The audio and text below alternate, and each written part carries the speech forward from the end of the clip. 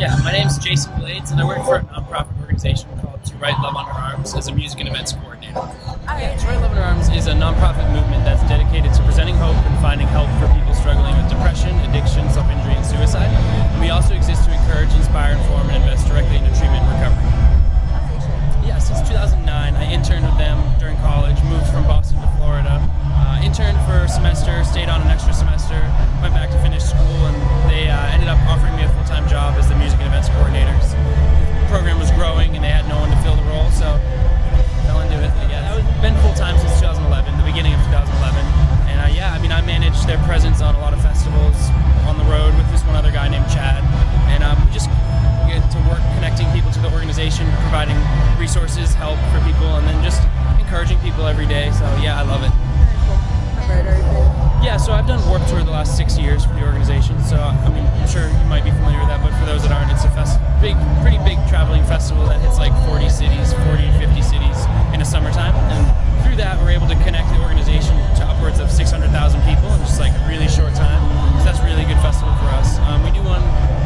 We do our own festivals, or our own tour called Heavy and Light, and the Heavy and Light tour is basically just an evening of conversation and music that surrounds mental health and just a night of encouragement. But we do Christian festivals, regular music festivals all over the U.S., and then we do some in Australia, we did some in Europe, so I was in Europe in November for the organization, and then in February, March, I was in Australia doing Soundwave. So there's kind of a whole wide range. We're just trying to meet people where they're at, so any kind of music festival, any type of event, college, high school, all those. Yeah, so the Fears vs. Dreams campaign is this idea, and part of, actually, as an organization, we work to challenge the stigma that surrounds mental health and find creative ways to challenge that stigma, because that's what prevents people from asking for help, or from talking to someone, or just reaching out because they feel isolated and alone. So we take it upon ourselves to find creative ways to challenge that, to attack the stigma, and one of them is this campaign called Fears vs. Dreams. It's a card or a whiteboard or any type of way you can fill it out and share online or at our tent, and it's what's your biggest fear and what's your greatest dream. And the hope is that people feel less alone by reading the words of others and getting to add theirs to part of it, and kind of inspiring community as well as honesty and vulnerability in a place that they might not be honest and vulnerable.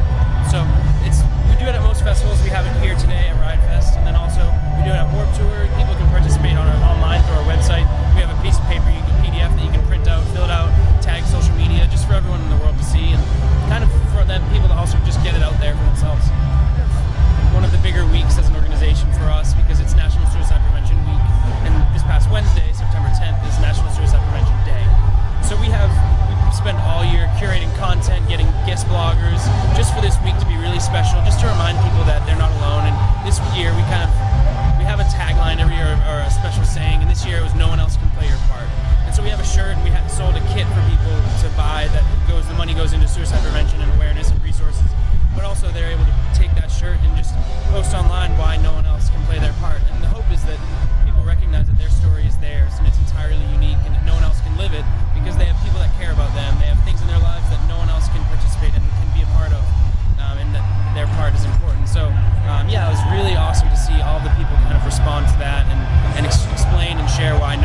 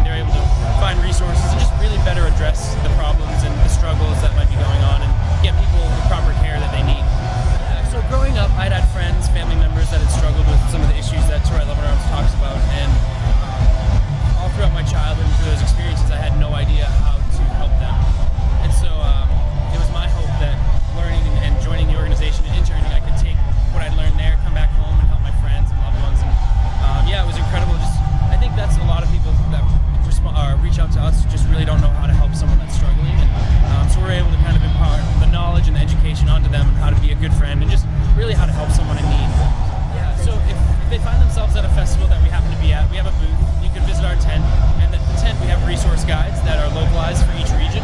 So today I have a resource guide that's for Chicago that has mental health professionals that we work with and that we refer people to. If not, probably the easiest is really to just go on our website, again, the TWLOHA.com. And if you go to our Find Health page, we have a comprehensive list of resources by local area. So someone could type in their zip code in their local region and find what exists near them that we have worked with, that we connect people to. And then just get plugged in from there. And that we're here for them, and that there are probably and hopefully people in their lives that are willing to walk through with them. Sometimes it just takes the first step, being a little bit more honest and vulnerable, but that's why our website exists, because it's completely anonymous, and there's resources on there that are fully anonymous if you wanted to pick up a phone, or resources in their area if they were looking for like in-person counseling and things like